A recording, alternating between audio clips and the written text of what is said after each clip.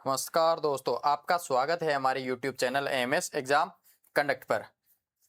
मैं अरविंद सर आपके लिए प्रैक्टिस सेट नंबर 7 लेके आई हूँ। आप सब लोगों को पता है जैसे कि 3 अगस्त से ग्रुप डी की एग्ज़ाम स्टार्ट होने वाली है। तो चलते हैं अपने क्वेश्चंस की ओर। सामान्य परिस्थितियों में मानव महिला शरीर में निषेचन के बाद भ्रूण को कहाँ रोपित किया जाता है? सामान्य परिस्थितियों में देखा जाए तो जो भ्रूण होगा, जैसे ओवा और स्पर्म यहाँ से फर्टाइल होके ओवा यहाँ से आते हुए ये गर्भाशय में रोपित हो जाता है। तो सामान्य परिस्थितियों में तो भ्रूण कहाँ पे बनेगा? गर्भाशय में। तो इसका आंसर तो हो जाएगा ए। लेकिन आगे भी देखते हैं, जैसे असामान्य परिस्थितियों में देखा जाए तो ये जैसे ओवा और ये क्या बोलते हैं उसको, स्पर्म, ओवा और स्पर्म दोनों फर्टाइल होंगे। तो एक जैसे फर्टाइल होगा तो यहाँ पे आके ये जो क्या बोलते हैं इसको, फेलोपियन ट्यूब पे ही जाके क्या हो जाएगा, यहाँ पे रोपित हो जाएगा। और फेलोपियन ट्यूब पे रोपित होने के बाद ये यहीं पे बनना स्टार्ट हो जाएगा। तो ये एक्टोपिक प्रेगनेंसी कहलाती है और ये फेलोपियन ट्यूब पे ही बनना स्टार्ट हो जाता है। इसको एक्टोपिक प्रेगनेंसी कहते हैं। तो चलते हैं अपने नेक्स्ट क्वेश्चन की ओर। निम्न में से कौन सा अधात्विक तत्व द्वारा प्रमाणित ये द्विपरमाणुक अणु है? तो ये 2 परमाणुओं से मिलकर बना हुआ अणु क्या कहलाता है? द्विपरमाणुक अणु कहलाता है। तो इनमें आप देख लीजिए 2 परमाणु जिसमें होंगे वो आपका ऑप्शन होगा। इसमें 2 परमाणु है? नहीं। हीलियम 2 परमाणु है? नहीं। सोडियम 2 है? नहीं। ऑक्सीजन इसमें 2 परमाणु के रूप में उपस्थित है। तो इसका राइट आंसर हो जाएगा ए। चलते हैं अपने अगले क्वेश्चन की ओर। कौन सा समीकरण हाइड्रोक्लोरिक अम्ल के साथ एल्यूमिनियम की अभिक्रिया को सही ढंग से दर्शाता है? तो आपको जैसे देखना है ऑप्शन की ओर। तो एल्यूमिनियम 2 है, हाइड्रोजन कितने हैं? 6। तो हाइड्रोजन यहाँ पे क्यों कितने हो गए? 3 गुणा 2, यहाँ पर 6 हाइड्रोजन हो गए। और एल्यूमिनियम यहाँ पे कितने हैं? 2। और क्लोरीन कितने हैं? 6। तो 2 को 6 से गुणा करेंगे तो यहाँ पे 6 आ गया। तो इसका राइट आंसर हो जाएगा ए। चलते हैं अपने नेक्स्ट क्वेश्चन की ओर। निम्नलिखित में से कौन सा कथन समस्थानिकों को सबसे अच्छी तरह से स्पष्ट करता है कि किसी तत्व को रासायनिक गुणधर्म समान होते हैं लेकिन भौतिक गुणधर्म भिन्न होते हैं? तो रासायनिक गुणधर्म से समझते हैं कि परमाणुीय द्रव्यमान, सॉरी,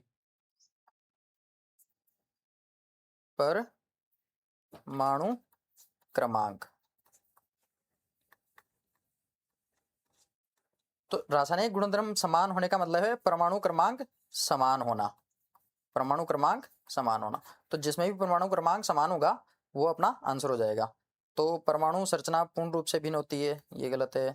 समस्थानिकों में प्रोटॉन न्यूट्रॉन दोनों समान होते हैं, ये बात भी गलत है। ये द्रव्यमान संख्या में आ गया, इसलिए समस्थानिकों में प्रोटॉनों की संख्या भिन्न होती है, लेकिन ये तो दोनों ही अलग हो गया। तो समस्थानिकों में परमाणु संख्या समान होना, तो ये आ गया अपना ऑप्शन। और न्यूट्रॉनों की संख्या भिन्न होती है, तो अपना राइट आंसर हो जाएगा डी। क्योंकि परमाणुीय जो गुणधर्म होते हैं रासायनिक में, जो परमाणु जो गुणधर्म होते हैं रासायनिक गुणधर्म में, वो समान होने चाहिए कुछ में परमाणु क्रमांक के आधार पर। तो चलते हैं अपने नेक्स्ट क्वेश्चन की ओर। गुरुत्वीय त्वरण के संबंध में निम्नलिखित में से कौन सा कथन सही है? तो अपन ये टेबल दे रखी है, ये सारणी दे रखी है, इसमें देखते हैं। ऊंचाई, जैसे मैं आपको बताता हूँ, ये पृथ्वी है। पृथ्वी का पर कोई पर्वत मान लीजिए, इस पर्वत से ऊपर की ओर भी जाएंगे तो जी का मान क्या होगा? घटता जाएगा। और ये ऐसे बोल रहा है गहराई में, जैसे कोई अपने खान वगैरह होती है कोयले वगैरह की या किसी की भी, इसके अंदर भी जाते हैं तो नीचाई गहराई के साथ जाने पर भी क्या होता है? घटता जाता है। तो एक तो यहाँ मान घट गया, एक यहाँ मान घट गया। और एक जो पृथ्वी के जो पोल होते हैं, ध्रुवीय पोल और ये ध्रुव पोल जो भी होते हैं, वहां पर मैक्सिमम होता है खाली, ठीक है। पोलों पर जी का मान क्या होता है? मैक्सिमम होता है। और बाकी भूमध्य रेखा पर सबसे न्यूनतम होता है। और पृथ्वी के केंद्र पर, जो पृथ्वी का यहाँ पे केंद्र होगा, वहां पर जी का मान क्या होगा? 0 होगा, ठीक है। तो एक तो ऊंचाई पर जाने पर जी का मान घटता है और गहराई में जाने पर जी का मान घटता है। तो चलते हैं अपने ऑप्शंस की ओर। यह गहराई के साथ स्थिर रहता है, नहीं स्थिर नहीं रहता, गहराई के साथ क्या होता है? घटता जाता है। ये पृथ्वी पर हर जगह समान रहता है, नहीं समान नहीं रहता। पृथ्वी पर ऊपर जाएंगे नीचे जाएंगे तो घटता बढ़ता है, ठीक है। ऊंचाई ऊंचाई के साथ घटता है, तो अपना राइट आंसर हो जाएगा सी। चलिए चलते हैं अपने अगले क्वेश्चन की ओर। कार्बन यौगिकों में निम्नलिखित में से कौन सा प्रक्रियात्मक समूह OH द्वारा दर्शाया जाता है? तो ये दे रखा है जैसे कार्बोक्सिलिक अम्ल CH3COOH, ये कौन सा हो गया? एथेनोइक अम्ल।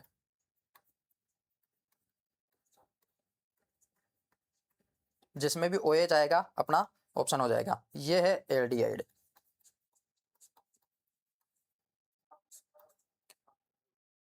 ये कौन सा हो गया? एथेनल। और ये दे रखा है कीटोन। ये कौन सा हो गया? प्रोपेनॉन। और इसमें देखते हैं जैसे CH3CH2OH, ये हो गया एथेनॉल। तो अपना OH समूह अपना ओनली राइट आंसर हो जाएगा बी। ये बी ऑप्शन में आ रहा है OH समूह, तो इसका राइट आंसर हो जाएगा बी। चलते हैं अपने अगले क्वेश्चन की ओर। मानव मस्तिष्क का मुख्य विचारक भाग कहाँ स्थित है?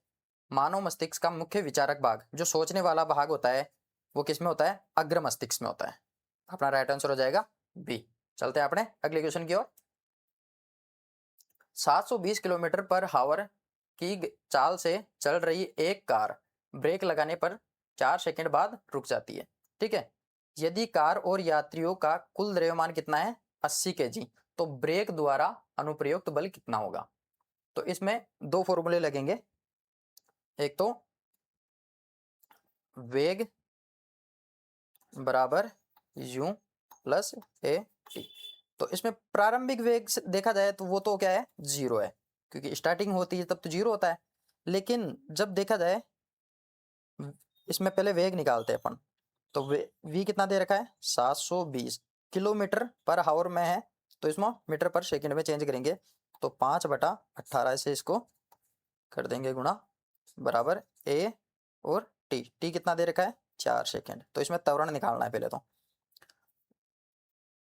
ठीक है। एफ बराबर एम ए निकालना है ना अपने को, तो अपने को पहले इसमें त्वरण निकालना पड़ेगा। तो त्वरण कैसे क्या निकलेगा? 18 का भाग इसमें 2, 18 18 18 36 38 34 चौक 72, 4 40 हो गया। तो इसको इससे गुणा करेंगे, 200 आ जाएगा ये, भाग ये 4 ए बराबर कितना आ रहा है? 4 पंजे 20, ये 50 आ गया, ठीक है। तो त्वरण कितना आ गया? 50 मीटर पर सेकेंड स्क्वायर आ गया, ठीक है। अब इसको फोर्स के फॉर्मूले में रख देंगे, एम ए, इसमें माइनस एम ए आएगा। माइनस क्यों आएगा? क्योंकि ये ब्रेक द्वारा अनुप्रयुक्त बल है। तो कहीं भी जब गतिशील है और उसमें ब्रेक लगा रहे हैं तो बल कौन सा लगेगा? नेगेटिव वाला। तो मास या द्रव्यमान कितना दे रखा है? 80 kg दे रखा है।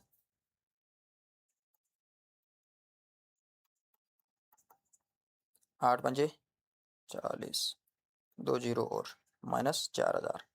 तो एफ कितना आ गया? -4000 न्यूटन इसका आंसर होगा। तो -4000 किस में है? इसमें नहीं है।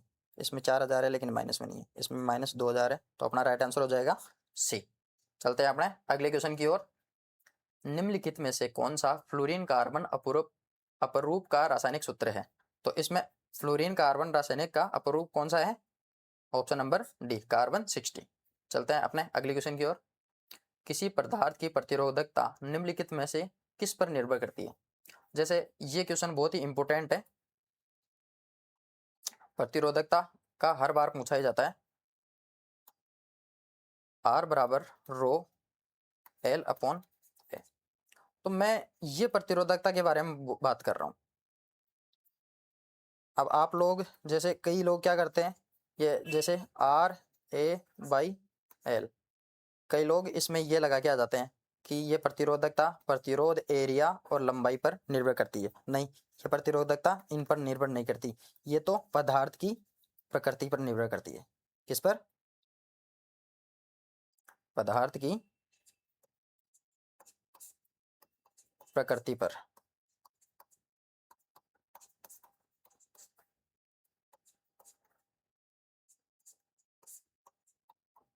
पदार्थ की प्रकृति पर निर्भर करती है, ठीक है। प्रतिरोधकता किस पर निर्भर करती है? पदार्थ की प्रकृति पर, या नेचर ऑफ एलिमेंट। तो चालक की लंबाई और क्षेत्रफल इस पर नहीं, सामग्री की प्रकृति इस पर होगा, गुजरने वाली धारा नहीं, चालक की आकृति नहीं। अपना राइट आंसर हो जाएगा बी। चलिए अगले क्वेश्चन की ओर चलते हैं। जब H प्लस आयनों की सांद्रता बढ़ती है तो विलयन के पीएच पर क्या प्रभाव पड़ता है? अब जैसे मैं आपको बताता हूं, आप जैसे देखे होंगे HCl, तो इसमें से ये जब टूटते हैं H प्लस और Cl माइनस निकलता है। तो जिसमें H प्लस आयन की सांद्रता बढ़ेगी तो उसमें एसिडिक नेचर क्या होगा? एसिड बढ़ता जाएगा। तो एसिड बढ़ता है तो एसिड किधर से बढ़ता है? 7 से 0 की ओर एसिड क्या बढ़ता जाता है, ठीक है। और 7 पर क्या हो जाता है? उदासीन। और 7 से ऊपर क्या हो जाएगा? क्षारीय, ठीक है। तो 7 से नीचे की तरफ बढ़ेंगे तो एसिडिक नेचर बढ़ता जाएगा। तो ये ऐसे बोल रहा है H प्लस आयन की सांद्रता बढ़ने पर क्या होगा? विलयन का पीएच पर प्रभाव कम होता जाएगा या विलयन का पीएच घटता जाएगा। तो ये क्या बोल रहा है? बढ़ता है? नहीं, इसकी धारणा नहीं किया जा सकता है, इसको निर्धारण नहीं किया जा सकता है, नहीं ये भी नहीं है, ये समान रहता है, ये भी नहीं है, और इसका ऑप्शन होगा बी क्योंकि ये घटता जाता है। चलिए चलते हैं अपने अगले क्वेश्चन की ओर। निम्नलिखित अंगों में से कौन सा अंग वक्ष गुहा में स्थित होता है? वक्ष गुहा कौन सी होती है? अपने जो जहां पर फेफड़े होते हैं, ये फेफड़े वाला भाग क्या कहलाता है? वक्ष गुहा कहलाता है। जहां पर ये लंग्स होते हैं या फेफड़े होते हैं उसको क्या बोलते हैं? वक्ष गुहा या थोरैक्सिक कैविटी, ठीक है। तो अपन देखते हैं ये ग्रसनी वाला पार्ट कौन सा होता है? ये गर्दन वाला पार्ट होता है। आमाशय कौन सा होता है? यहाँ पे नीचे वाला ये पेट वाला पार्ट होता है। और यकृत कहाँ पे होता है? थोड़ा साइड में होता है। और ये फुफ्फुस कहाँ पे होता है? एकदम फेफड़ों वाले पार्ट में। तो फेफड़ों वाले पार्ट में कौन सा अपना राइट आंसर हो जाएगा? डी, क्योंकि फुफ्फुस कहाँ पे होता है? वक्ष गुहा या फेफड़ों में, ठीक है। चलते हैं अपने अगले क्वेश्चन की ओर। गोलीय लेंस के संबंध में निम्नलिखित में से कौन सा कथन सही नहीं है? तो अपना राइट आंसर की ओर चलते हैं। ये प्रकाश केंद्र वक्रता केंद्र के संपाती होते हैं, ये बात इसमें गलत दे रखी है, ठीक है। और अदर ऑप्शन पे भी चलते हैं। अवतल लेंस में भी 2 वक्रता केंद्र होते हैं, ये बात एकदम राइट है। और प्रत्येक गोलीय लेंस में 2 वक्रता केंद्र होते हैं, ये बात भी ठीक है। और 2 वक्रता केंद्रों को मिलाने वाली रेखा को मुख्य अक्ष कहते हैं, ये बात भी ठीक है। अपने गलत आंसर कौन सा हो जाएगा? ये वाला। तो अपना राइट आंसर हो जाएगा बी, क्योंकि इसमें गलत बताना है, ठीक है। चलते हैं अपने अगले क्वेश्चन की ओर। निम्नलिखित में से कौन सी पेशीय संरचना वक्रता को संशोधित करने और उस पर इस प्रकार रेटिना पर किसी वस्तु को स्पष्ट छवि बनाने के लिए उत्तरदायी है? तो इसमें ऑप्शन हो जाएगा अपना राइट बी, क्योंकि सीलियरी जो पेशियाँ है ये आंखों में इस प्रकार से होती है कि ये कॉन्ट्रेक्टाइल, एक तो फैलती भी है और सिकुड़ती भी है, तो ये सीलियरी पेशी काम करती है, ठीक है। चलते हैं अपने अगले क्वेश्चन की ओर। बड़े बांध और बाढ़ नियंत्रण के संबंध में निम्नलिखित में से कौन सा कथन सत्य है? बड़े बांध नदी प्रवाह के नियंत्रण करके बाढ़ को नियंत्रण में सहायता करते हैं, ये बात ठीक है। क्योंकि जो बड़े बांध होते हैं, जो नदी प्रवाह में जो पानी वगैरह आता है उस बाढ़ को नियंत्रण करने में सहायता प्रदान करते हैं, ये बात ठीक है। अब ये बात तो ठीक है, बड़े बांध बाढ़ की संभावना को पूरी तरह समाप्त कर देते हैं। नहीं पूरी तरह तो कैसे होंगे, अगर ज़्यादा बाढ़ आ गई तो वो टूट के नीचे गिर भी सकता है। बड़े बांध बाढ़ के खतरे को नहीं बढ़ाते, नहीं बढ़ाते हैं ऐसी बात नहीं है, क्योंकि ज़्यादा पानी आ गया, ज़्यादा बाढ़ आ गई तो वो टूट के गिर सकता है, ये बात गलत है। बड़े बांध का उपयोग कभी भी बाढ़ नियंत्रण के लिए नहीं किया जाता, ये बात भी गलत है। अब तो अपना राइट आंसर हो जाएगा ए। चलिए चलते हैं अगले क्वेश्चन की ओर। 2 kg द्रव्यमान का एक पिंड 3 मीटर पर सेकंड की चाल से चलता है, तो इसकी गतिज ऊर्जा बतानी है। तो गतिज ऊर्जा क्या फॉर्मूला क्या होता है? 1/2 mv²। तो m क्या है? द्रव्यमान। तो द्रव्यमान कितना दे रखा है? 2 kg। और वे कितना दे रखा है? 3। तो 3 का स्क्वायर करना है। 2 से 2 उड़ गए, तो 3 को 3 से गुणा करेंगे तो 9 जूल इसका आंसर आ जाएगा। ठीक है, और 9 जूल कौन से ऑप्शन में दे रखा है? Option number C. चलिए चलते हैं आगे की ओर। पदार्थ की निम्नलिखित में से किस अवस्था में कणों की तीव्रता यादृच्छिक गति सबसे अधिक होती है? तो अपन देखें, जैसे ठोस, द्रव और गैस। तो इसमें जो कणों की यादृच्छिक गति होगी सबसे तेज गति से, वो किसमें होगी? गैसों में होगी, फिर बाद में द्रव में, फिर ठोस में। तो अपने ऑप्शन की ओर चलते हैं। केवल तरल में, केवल ठोस में, तरल और ठोस दोनों में? नहीं, अपना राइट आंसर हो जाएगा डी, केवल गैस में। ठीक है, चलते हैं अपने अगले क्वेश्चन की ओर। निम्नलिखित में से प्रजनन की कौन सी विधि जनसंख्या में तीव्र वृद्धि सुनिश्चित करती है? तो अलैंगिक जनन होता है ना, उसमें सबसे तीव्र गति से होता है। ठीक है, चलते हैं अपने अगले क्वेश्चन की ओर। पादप में जाइलम और फ्लोएम ऊतकों का प्राथमिक कार्य क्या है? तो जाइलम क्या होता है? जड़ की तरफ वाला पार्ट। ये क्या करता है? पानी प्लस जो लवण वगैरह होते हैं, लवण या मिनरल्स वगैरह,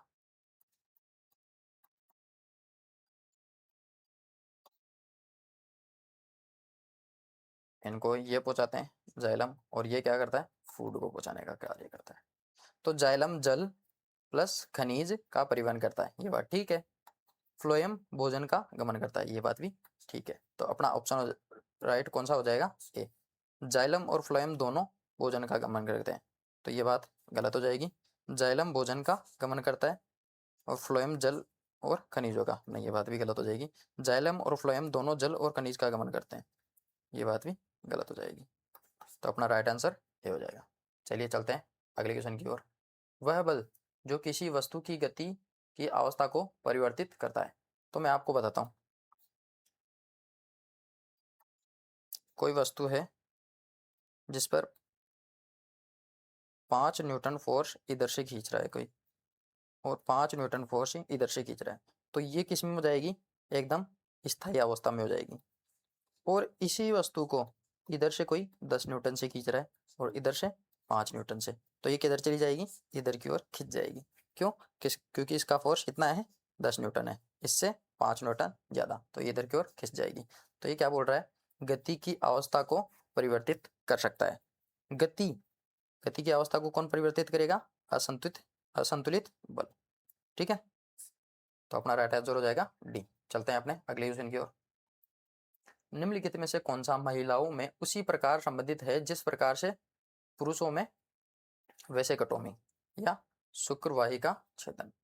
ठीक है, तो जैसे पुरुषों में देखते हैं, अगर पुरुषों में ये शुक्राशय वाली को ये काट देते हैं, शुक्रवाहिका को यहाँ से देखो कट कर दिए, अगर यहाँ से कट कर देते हैं तो यहाँ से शुक्रवाहिका जो होती है वहाँ से शुक्राणु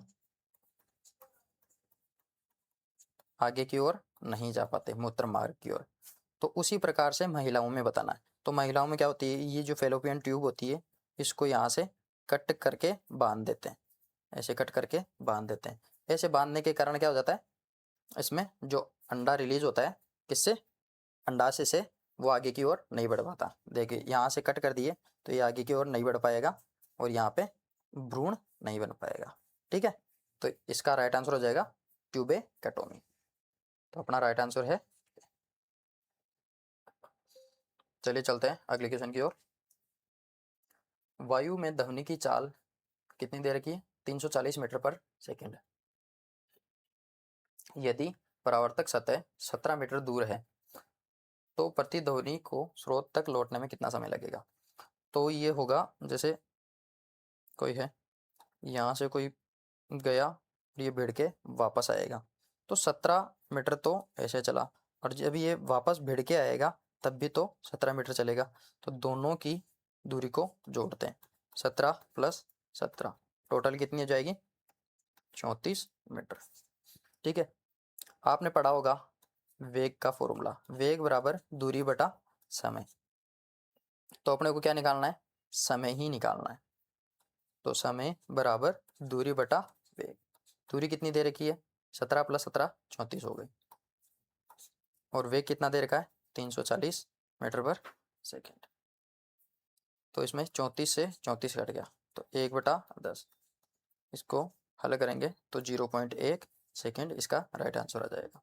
तो अपने ऑप्शन में दे रखा है 1 सेकेंड नहीं, 0.5 नहीं, 0.05 नहीं, अपना राइट आंसर हो जाएगा बी। चलिए चलते हैं अगले क्वेश्चन की ओर। एक सोलेनोइड चुंबक की तरह व्यवहार करता है, क्यों? क्योंकि इसके अंदर जो धारा प्रवाहित होती है वो चुंबकीय क्षेत्र उत्पन्न करती है, तो इसका राइट आंसर हो जाएगा बी। चलिए चलते हैं अगले क्वेश्चन की ओर। एक द्विबिंदु से 15 सेंटीमीटर फोकस दूरी पर अवतल दर्पण के सामने 30 सेंटीमीटर दूरी पर रखा जाता है, तो प्रतिबिंब दर्पण से कितनी दूरी पर बनेगा? तो इसको हल करते हैं। 1/f बराबर 1/v प्लस 1/u। तो इसमें फोकस दूरी कितनी दे रखी है, अवतल दर्पण के लिए दे रखी है। अवतल दर्पण में फोकस दूरी का बिंब हो चाहे प्रतिबिंब हो, बिंब हो या फोकस हो, ये नेगेटिव में लेते हैं। तो फोकस दूरी -15 सेंटीमीटर, और इसमें बिंब u कितना दे रखा है, -30 सेंटीमीटर। तो इसका प्रतिबिंब निकालना है, इसका v निकालना है अपने को, ठीक है। तो 1/v बराबर 1/f माइनस 1/u। 1/v बराबर 1/f, f कितना दे रखा है, माइनस का 15, और इसमें माइनस है ये चिन्ह, और माइनस 1/u। 1/u का मान कितना दे रखा है, 1/30। तो 1/30 को माइनस माइनस करेंगे तो यहाँ पे क्या हो जाएगा, प्लस, ये 15 है। इसको हल करने पर क्या आएगा, 30, 15 एकम 15, 15 दूनी 30, माइनस का 2 प्लस 30 एकम 30 1, तो माइनस का 1/30 आ रहा है। तो v का मान कितना आ जाएगा, -30 सेंटीमीटर, ठीक है। प्रतिबिंब यहाँ से कितनी दूरी पर बनेगा, इसमें फोकस दूरी -15 और u का मान दे रखा है -30, तो इसमें प्रतिबिंब कितनी दूरी पर बनेगा, -30 दूरी पर। तो इसमें राइट आंसर होगा अपना बी। चलिए चलते हैं अगले क्वेश्चन की ओर। एक ही पदार्थ के दो तारों की लंबाई समान है, ये दे रखा है। एक ही पदार्थ है जिसके तारों की लंबाई क्या है, सेम है। निम्नलिखित में से कौन सा अनुप्रस्थ काट, ये ए का मान क्या दे रखा है, 1, और इसमें 4 दे रखा है।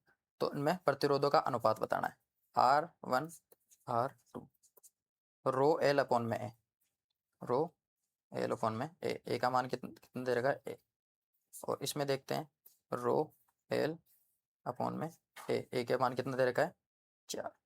इसको यहाँ पे ले जाओ, इसको यहाँ पे ले जाओ, 4:1, 4:1। इसमें रो एल अपॉन में ए सब कुछ कट जाएगा, तो 4:1, जिसका आंसर होगा वो देख लेते हैं। ये ऑप्शन नहीं है, 1:4 नहीं है, 1:2 नहीं है, राइट आंसर हो जाएगा बी। चलिए चलते हैं आगे की ओर। इसी के साथ अपने क्वेश्चन होते हैं 25 कंप्लीट। और आप हमारे वीडियो को लाइक कीजिए, और आप कमेंट कीजिए, सब्सक्राइब कीजिए हमारे चैनल को, और बेल नोटिफिकेशन आइकन को ऑन कर लीजिए ताकि आने वाली वीडियोस आपको जल्द से जल्द मिल सके।